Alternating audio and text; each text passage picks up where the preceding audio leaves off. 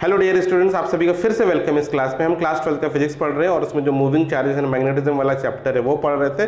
पिछली क्लास में हमने एम्पियर्स लॉ पढ़ा था और आज उसका एप्लीकेशन करेंगे। हम आज पता करेंगे magnetic field in a solenoid, magnetic field किस तरीके से होती है, जनरेट होती है उसमें, और उसका एक डेरिवेशन करेंगे कि मैग्नेटिक फील्ड का एक क्या वैल्यू है, उसको हम फार्मूला उसका डिराइव करेंगे। बट इससे पहले कि हम आगे बढ़ें तो हम एक सिंपल सा कॉन्सेप्ट रिवाइज करेंगे। और क्या है कि जैसे मैंने पहले भी आपको बताया था कि अगर एक सर्कुलर वायर है तो ये हमारे पास एक सर्कुलर वायर है और इसमें करंट फ्लो हो रहा है।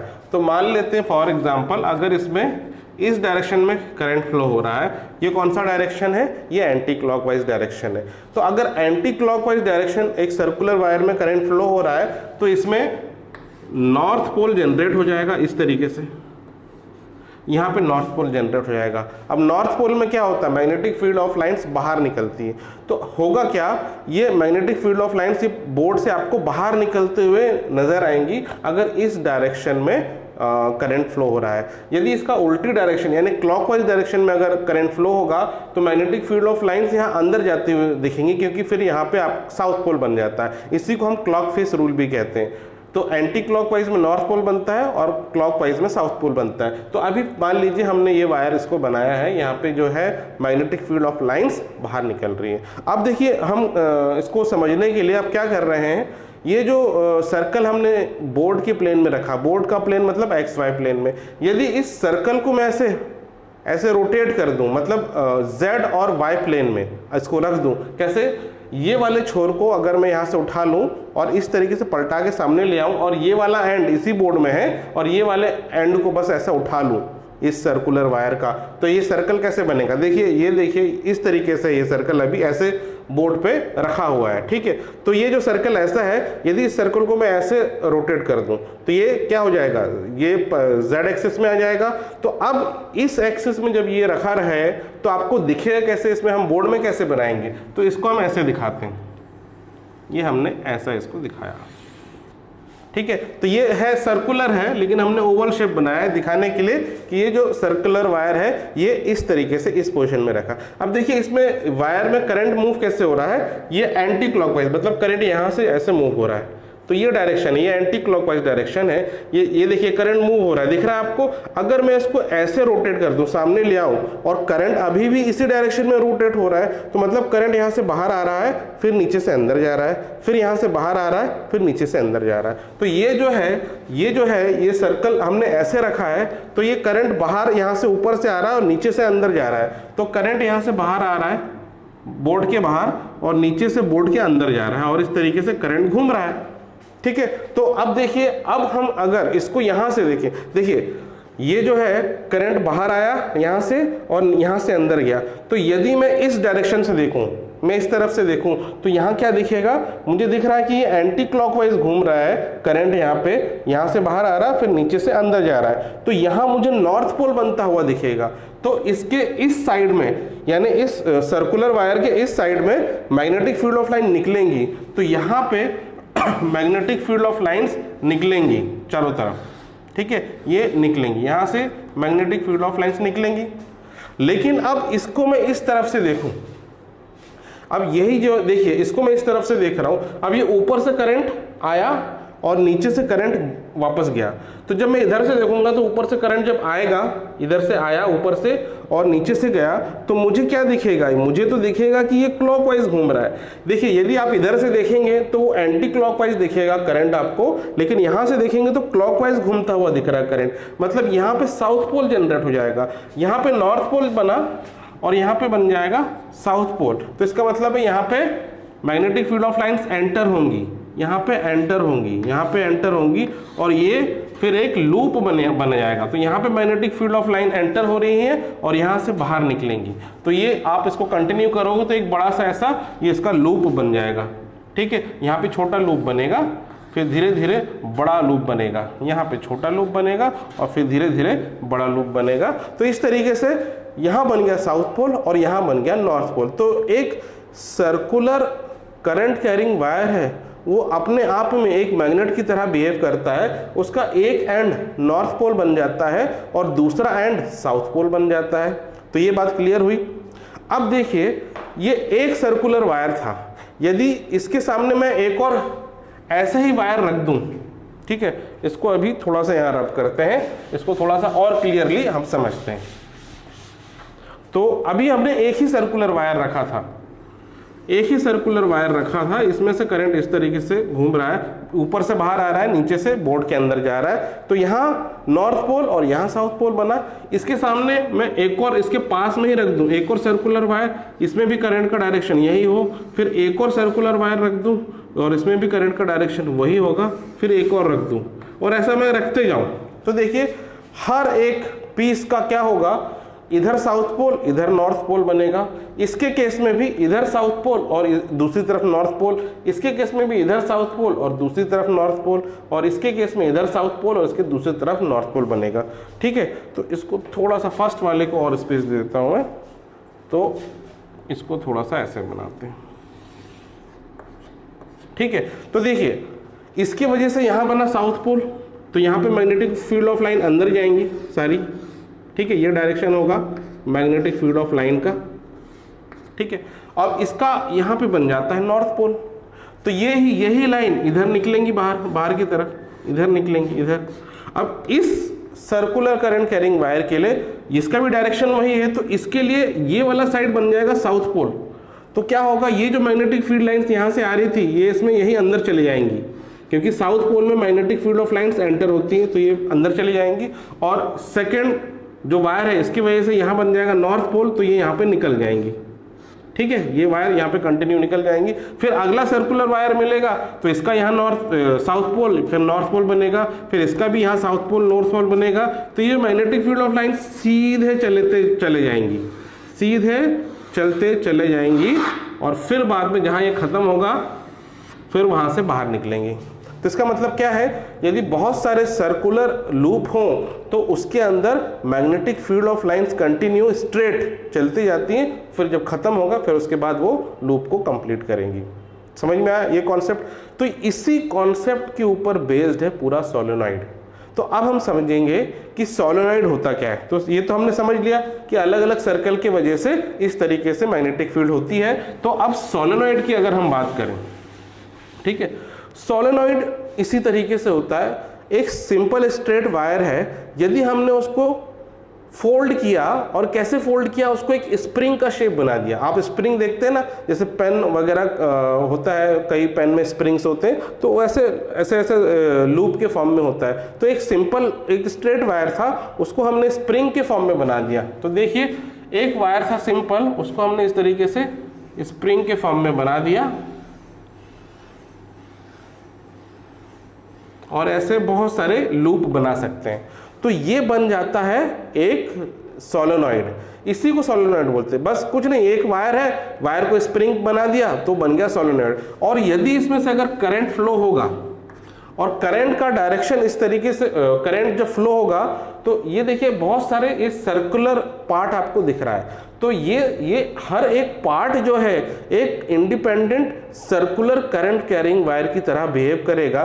यदि आप इसको स्प्रिंग के इस तरफ से देखेंगे तो आपको करंट एक डायरेक्शन में घूमता हुआ दिखेगा, यहाँ से क्लॉकवाइज दिखेगा और यहाँ से आपको एंटी क्लॉकवाइज दिखेगा। या अगर करंट का डायरेक्शन चेंज कर दे तो यहाँ पे आपको एंटी क्लॉकवाइज दिखेगा और यहाँ पे आपको क्लॉकवाइज दिखेगा, depending upon the direction of the current. अब जब इसमें से करंट फ्लो होगा तो एक एंड बनेगा साउथ पोल और एक एंड बनेगा नॉर्थ पोल। ठीक है, तो इसके अंदर magnetic field of lines straight होंगी, और हर एक सर्कुलर पोर्शन के वजह से उसका जो मैग्नेटिक फील्ड है वो एडअप होते जाएगा, और अंदर एक आपको स्ट्रेट लाइन बनती हुई दिखेगी। तो अंदर तो एक स्ट्रेट लाइन बनेगी इसके अंदर, ठीक है, इसके अंदर स्ट्रेट लाइन बनेगी, और फिर यहाँ से बाहर निकल के ये लूप कंप्लीट करेंगे इस तरीके से। ठीक है, इस तरीके से फिर ये बड़ा बड़ा ये लूप। तो ये देखिए जो ये मैग्नेटिक फील्ड का ये जो शेप बन रहा है, ये कि जो बार मैग्नेट में होता है, आपने प्रीवियस क्लास में एक्सपेरिमेंट भी किया था, आयरन पार्टिकल स्प्रिंकल कर देते हैं, उसमें मैग्नेट रख दो तो इस शेप में आयरन के पार्टिकल्स अलाइन हो जाते हैं। तो ये शेप क्या दिखा रहा है, ये है सिंपली जो बार मैग्नेट का मैग्नेटिक फील्ड का शेप होता है वैसे ही होता है। तो मतलब एक सोलेनोइड जो है एक बार मैग्नेट की तरह बिहेव करने लगता है, और यहां से अगर मैग्नेटिक फील्ड अंदर जा रहा है तो ये हो गया साउथ पोल, और यहां से अगर बाहर निकल रहा है तो ये हो गया नॉर्थ पोल। तो ये देखिए ये है सोलेनोइड, स्प्रिंग के शेप में वायर को मोड़ दिया तो ये बन गया सोलेनोइड। ठीक है, अब यहाँ पे देखिए जो गैप है इसके अंदर, स्प्रिंग के अंदर जो गैप है यानी सोलेनोइड के अंदर एक गैप है, यहाँ पे कुछ नहीं रखा, तो हम बोलेंगे ये जो है इसके अंदर क्या है, या तो वैक्यूम बोल सकते हैं या हम बोलेंगे इसके अंदर एयर है। तो या तो कुछ ना हो ऐसा भी हो सकता है, या हम कोई मीडियम रख सकते हैं, कोई रॉड रख सकते हैं यानी सॉफ्ट आयरन, स्टील, इस तरह का कोई मटेरियल रख सकते हैं तो भी वो सोलेनोइड होगा। तो आप मान लेते हैं मैंने एक सॉफ्ट आयरन लिया और इसका एक रॉड लिया इस तरीके से, अब इसमें मैंने चारों तरफ वायर लपेट दी, तो ये इस तरीके से ऐसा वायर इसमें मैंने लपेट दिया है, कई टर्न्स ले लिया है इसमें। तो इस तरीके से यहाँ से करंट एंटर हो रहा है, फिर यहाँ से घूमता हुआ ऊपर से बाहर निकलेगा, फिर नीचे से अंदर जाएगा, फिर ऊपर से बाहर निकलेगा, नीचे से अंदर जाएगा। तो इस तरह से इसमें जो है करंट मूव होने लगेगा और यहाँ से करंट फाइनली निकल जाएगा। तो ये भी सोलेनोइड होगा, बस फर्क ये इस सोलेनोइड में एक मीडियम है, इस सोलेनोइड में मीडियम नहीं है। ठीक है, इसके अंदर भी मैग्नेटिक फील्ड यूनिफॉर्म होगी, इसके अंदर जो मैग्नेटिक फील्ड है ये यूनिफॉर्म होगी और बाहर फिर ऐसा ये लूप कंप्लीट करेगा अपना। तो इसमें और इसमें कोई फर्क नहीं, बस फर्क है मीडियम का। ठीक है, तो समझ में आया। अब ये हमने समझ लिया कि भाई सोलेनोइड के अंदर मैग्नेटिक फील्ड का शेप कैसा होता है। अब क्योंकि इसके अंदर यूनिफॉर्म मैग्नेटिक फील्ड होती है तो हमें पता करना है कि उस फील्ड का मैग्नीट्यूड कितना होता है। इस सोलेनोइड के अंदर जो मैग्नेटिक फील्ड है उसका मैग्नीट्यूड कितना होता है, तो ये पता करने के लिए हम यूज करेंगे एम्पियर सर्किटल लॉ। ठीक है, तो चलिए, तो उसके लिए आप क्या करते हैं, एक फ्रेश मैं डायग्राम बनाता हूं, फिर समझते हैं कि यहां हम एम्पियर सर्किटल लॉ से कैसे निकाल सकते हैं मैग्नेटिक फील्ड। तो देखिए अब यहां पे हमने एक सोलेनोइड बनाया हुआ है। ये सोलेनोइड कैसे है एक बार समझ लें। टोटल लेंथ सोलेनोइड की हम ले रहे हैं L, और ये देखिए करंट कैरिंग वायर ये है, और फिर यहां से ये गोल गोल घूमता हुआ ये सर्कल बनाता हुआ ये जो है यहाँ पे करंट निकल रहा है। तो करंट यहाँ से एंटर होगा और हर एक वायर से करंट देखिए ऊपर से बाहर आएगा, नीचे से अंदर जाएगा, ऊपर से बाहर आएगा, नीचे से अंदर जाएगा। तो हर एक टर्न में करंट कितना फ्लो होगा, देखिए यहाँ तो करंट आई है, तो हर एक टर्न में आई आई आई आई करंट फ्लो होता हुआ यहाँ से आई बाहर निकलेगा। ठीक है, ये बात समझ में आई। दूसरी बात, हम यहाँ पे कैपिटल एन डिफाइन करते हैं। Capital N is the total number of turns, यहां से शुरू से लेकर आखिरी तक कितने टर्न हुए उसको हमने बोल दिया कैपिटल एन। और दूसरा हम डिफाइन करते हैं स्मॉल एन। स्मॉल होता है number of turns per unit length, यानी टोटल लेंथ में तो कैपिटल एन है, लेकिन पर यूनिट लेंथ में कितना होगा उसको हमने बोल दिया स्मॉल एन। इसको फॉर्मूला इसका आप लिख सकते हो, N small N is equal to capital N upon length. ठीक है, मतलब total number of turns divided by total length will give the number of turns per unit length. इस तरीके से भी आप इसको निकाल सकते हैं। तो ये तो हुआ सोलेनोइड, आपको समझ में आ रहा। इसके अंदर देखिए मैग्नेटिक फील्ड जो होगी वो यूनिफॉर्म होगी। सारी जो मैग्नेटिक फील्ड लाइन है सोलेनोइड के अंदर स्ट्रेट लाइन होती है, स्ट्रेट लाइन मतलब यूनिफॉर्म मैग्नेटिक फील्ड। तो उसकी वैल्यू कितनी होगी यहाँ पे, वो हम पता करने के लिए हम लगाएंगे एम्पियर सर्किटल लॉ। ठीक है, तो वो कैसे लगाएंगे, तो वो एम्पियर सर्किटल लॉ लगाने के लिए इसी का एक इक्विवेलेंट डायग्राम हमने यहाँ बनाया है। देखिए ये जो सोलेनोइड है इसी का यहाँ पे ये इक्विवेलेंट डायग्राम कहलाया है, कह सकते हैं इसको। यहाँ पे देखिए ऊपर वाले वायर से करंट से बोर्ड से बाहर निकल रहा है और नीचे वाले में अंदर जा रहा है, ऊपर बाहर निकल रहा है, नीचे अंदर जा रहा है। तो इसी को हम यहाँ पे अब सर्कल और डॉट से रिप्रेजेंट कर रहे हैं कि करंट ऊपर से आ रहा है, फिर नीचे से अंदर जा रहा है, ये क्रॉस से ऊपर से यहाँ आ रहा है, फिर नीचे से अंदर जा रहा है, ऊपर से आ रहा है, नीचे से अंदर जा रहा है। तो ये जो सर्कल डॉट रिप्रेजेंट कर रहे हैं हर एक टर्न का वायर है जिससे करंट बाहर की तरफ आ रहा है, और हर एक वायर में कितना करंट है, करंट आई। यहाँ से भी करंट आई आ रहा है, यहाँ से भी आई आ रहा है, यहाँ से भी आई आ रहा है, और यहाँ पे आई एंटर हो रहा है बोर्ड के अंदर, यहाँ पे आई एंटर हो रहा है, यहाँ पे आई एंटर हो रहा है। तो ये क्रॉस है वो एंटर होता हुआ। अब यहाँ पे हमें एम्पियर सर्किटल लॉ लगाना है। तो एम्पियर सर्किटल लॉ का क्या फॉर्मूला होता है, तो हमें पता है by Ampere circuital law we know B dot D L का integration over a close loop will gives you mu not summation I. ये है एम्पियर सर्किटल लॉ। तो देखिए अब ये लॉ अप्लाई करने के पहले हमें ये क्या है, इंटीग्रेशन करना है क्लोज लूप पे। तो यहाँ पे आपको एक क्लोज लूप चूज करना होगा। तो यहाँ पे हम मैग्नेटिक फील्ड आपको पता करना है, तो जनरली हम सर्कुलर क्लोज लूप लेते हैं। जैसे पिछले केस में भी जब एम्पियर सर्किटल लॉ पढ़ाया था, हमने क्लोज लूप बना के वो प्रूव भी किया था। लेकिन हम यहाँ पे क्या करेंगे, एक स्क्वायर लूप ले रहे हैं। इस तरीके से मैं ऐसे बना रहा हूँ, आधा सोलेनॉइड के बाहर आधा अंदर, इस तरीके से एक ऐसा लूप बना देंगे और ये एक स्क्वायर लूप है। ठीक है, तो ये जो मैं बना रहा हूँ ये एक स्क्वायर लूप बना रहा हूँ इस तरीके से। ठीक है, इस स्क्वायर का जो एज लेंथ है, साइड का लेंथ मैं a मान ले रहा हूँ। हर एक साइड इसका इक्वल है और हर एक साइड की जो लेंथ है ये मैं मान ले रहा हूँ a है। इसके कॉर्नर्स के मैं नाम दे देता हूँ, लेट से इट इज a, ये b, ये c और ये d।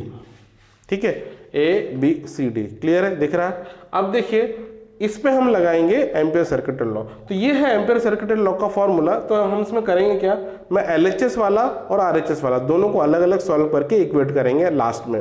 तो सबसे पहले हम ले रहे हैं LHS। LHS में क्या है, this is integration of b dot dl, ये है। अब ये जो इंटीग्रेशन है ये क्लोज लूप में, यानी a b c d a पूरा एक लूप में। तो इसको हम, क्योंकि इसका जो शेप है इस लूप का ये स्क्वायर है, तो हम इसको 4 पार्ट में अलग अलग इंटीग्रल करके, लाइन इंटीग्रल करके टोटल अगर ऐड कर दें तो हमें ये मिल जाएगा इंटीग्रल ओवर क्लोज लूप। कहने का मतलब है पहले हम a से b का लाइन इंटीग्रेशन करें b डॉट डी एल, फिर c से b का करेंगे, फिर b से c का, फिर c से d, फिर d से a का करेंगे। तो सबका इसको 4 पार्ट में इंटीग्रेट करके यदि हम जोड़ देंगे चारों को तो ये पूरा लाइन इंटीग्रेशन इसका निकल आएगा। तो देखिए यही जो चीज है इसको हम ऐसे लिखेंगे। अब पहले हम करेंगे a से b का line integration b dot D L. ठीक है, फिर उसके बाद हम करेंगे b से c b dot D L. ठीक है, फिर हम करेंगे c से d b dot D L, और फिर लास्ट में हम करेंगे d से a का b dot D L line integration. इस तरीके से हमें करना है। ठीक है, तो ये देखिए ये हमारा हो गया फॉर्मूला। अब देखिए ये b और dl वेक्टर क्वांटिटी, तो यहाँ पे ये डॉट प्रोडक्ट, ये ध्यान रखेंगे, ये जो है डॉट प्रोडक्ट है। तो आपको ये भी ध्यान रखना पड़ेगा कि इनके बीच का एंगल क्या है। डॉट प्रोडक्ट के केस में यदि b और dl के बीच में एंगल हुआ 90 डिग्री तो पूरा डॉट प्रोडक्ट 0 हो जाता है, और यदि इनके बीच में एंगल हुआ 0 डिग्री तो उस केस में आपको मैक्सिमम वैल्यू मिलती है डॉट प्रोडक्ट की। तो यहाँ पे देखिए सबसे पहले स्टार्ट करेंगे हम a से। हम यहाँ पे लाइन इंटीग्रेशन कर रहे हैं a से b। तो यहाँ पहले आप देखो dl का डायरेक्शन क्या है। तो dl का डायरेक्शन वही होगा जो पाथ का डायरेक्शन होगा, जो हमने पाथ चूज किया, मैंने चूज किया a से b, तो ये डायरेक्शन है dl का।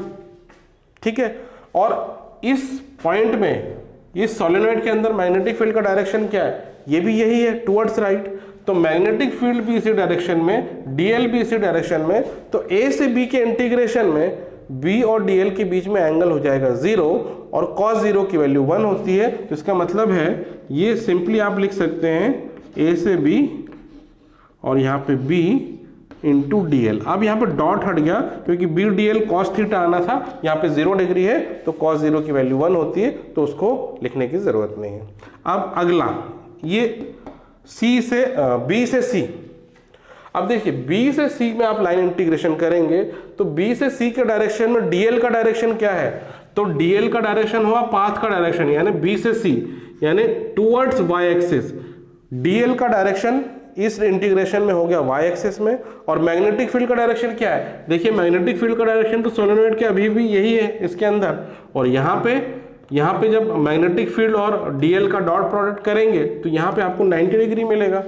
bl का ये है x एक्सिस में direction, sorry magnetic field x axis में है और dl y एक्सिस में है, तो यहाँ पे जो दोनों डॉट प्रोडक्ट है यहाँ पे हो जाएगा 0, because b and d are perpendicular from b to c।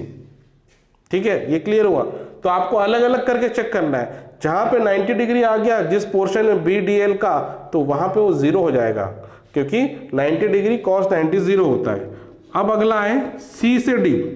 ठीक है, देखिए सी से डी हम जब जा रहे हैं तो डीएल का डायरेक्शन तो ये होगा सी से डी की तरफ टुवर्ड्स लेफ्ट, और यहाँ पे मैग्नेटिक फील्ड क्या होगा, यहाँ पे मैग्नेटिक फील्ड जीरो होती है। देखिए ये जो सोलेनॉइड है इसके चारों तरफ मैग्नेटिक फील्ड का डायरेक्शन कैसा होता है, ये इस तरह से एक बड़ा सा लूप बनाता है, ऐसा एक लूप बनाता है और ये लूप बनाता हुआ चला जाएगा। लेकिन इस इस सोलेनॉइड के जस्ट ऊपर ये वाला पॉइंट अगर आप मान ले लें तो जस्ट ऊपर मैग्नेटिक फील्ड ऑलमोस्ट जीरो होती है।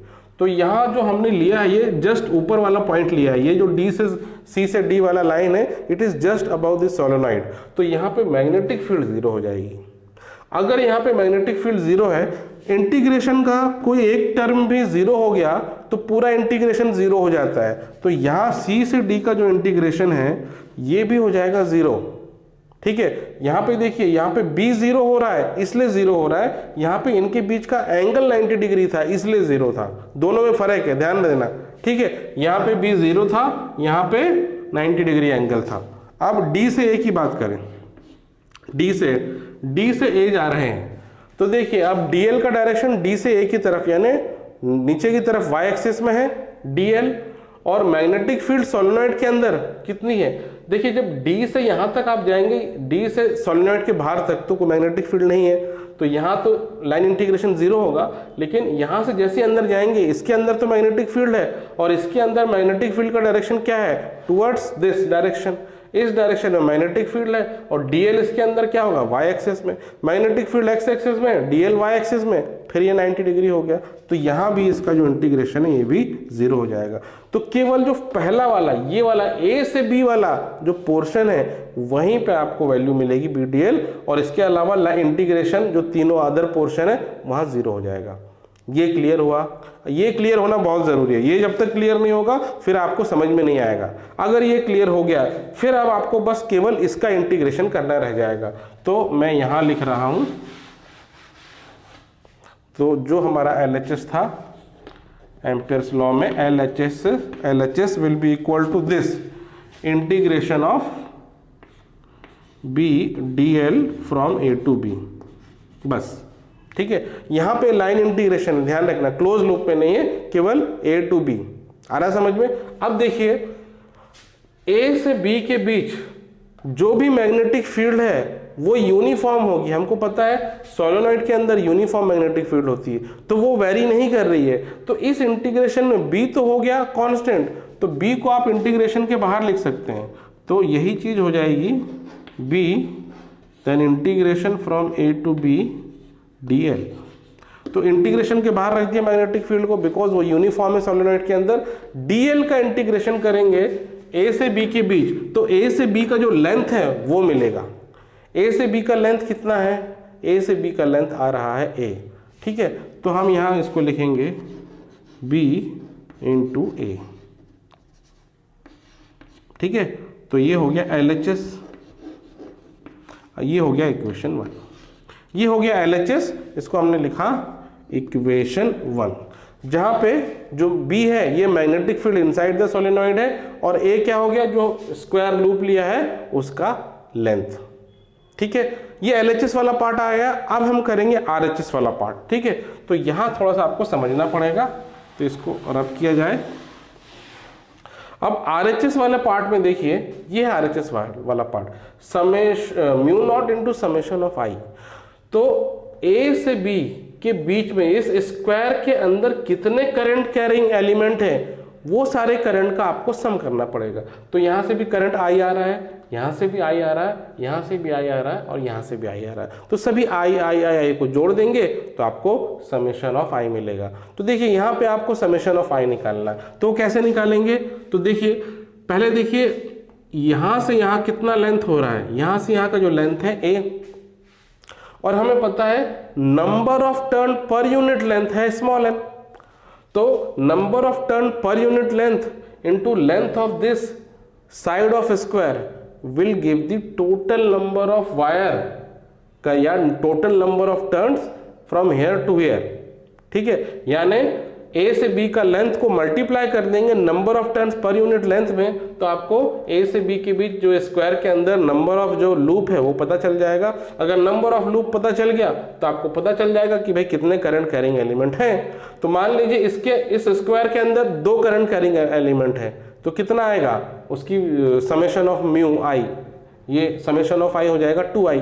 इसके अंदर अगर तीन करंट कैरिंग वायर है तो समेशन ऑफ आई हो जाएगा 3i।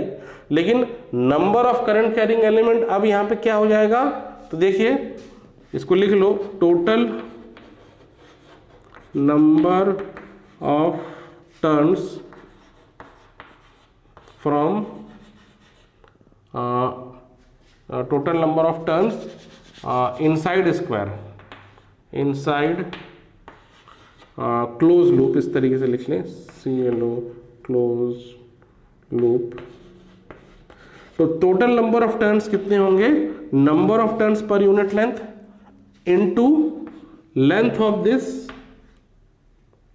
This side of square, तो ये हो गया A, length of the side of the square है A। तो ये हुआ टोटल नंबर ऑफ टर्न्स। देखिए जितना लेंथ है उसमें आप number of turn per unit length multiply करेंगे तो टोटल नंबर ऑफ टर्न्स निकला।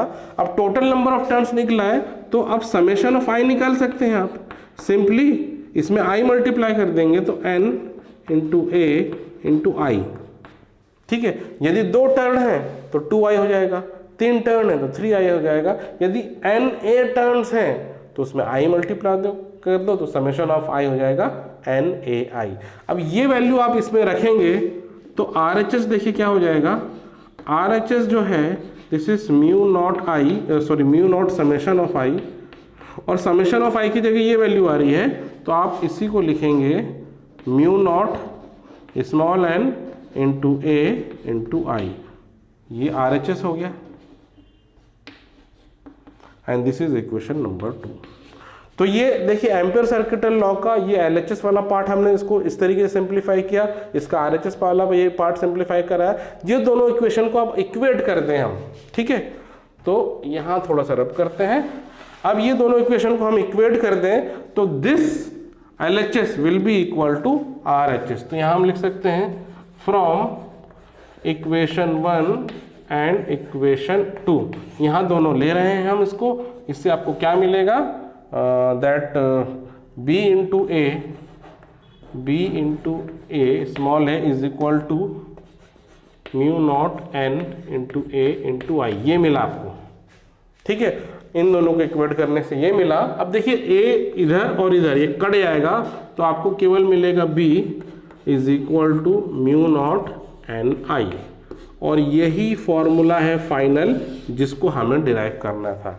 ये जो B है ये कौन सा B है, ये सोलेनॉइड के अंदर जो मैग्नेटिक फील्ड है ये वो वाला B है, and this comes out to be mu not तो permittivity of free space, permeability of free space हो गया, n is the number of turns per unit length and I is the current. तो ये term तो constant है, magnetic field किस पर depend करेगा, number of turns per unit length.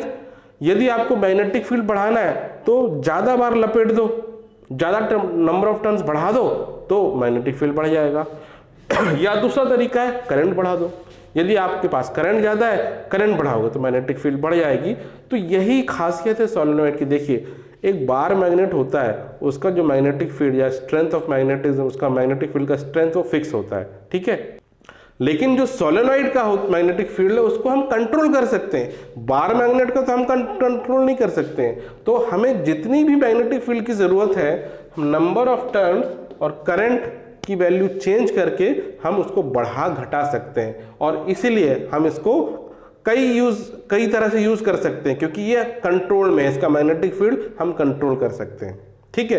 तो ये देखिए समझ में आया, ये पूरा डेरिवेशन है। हालांकि डेरिवेशन में कैलकुलेशन पार्ट ज़्यादा नहीं है, ज़्यादा उसमें समझने वाला पार्ट है, ठीक है। तो ये है इसका फाइनल एक्सप्रेशन। तो आज हम लेक्चर यहीं तक पढ़ेंगे, यहीं तक करेंगे, ख़त्म करते हैं आज का लेक्चर। और इस पूरे डेरिवेशन में अगर कहीं आपको कोई डाउट है तो आप मुझे कमेंट में लिख के बता सकते हैं, मैं उसका रिप्लाई करूंगा। अदरवाइज आज की क्लास के लिए हम इतना ही इसको एंड करेंगे। So that's all for today's class. Take care of your self and have a nice day.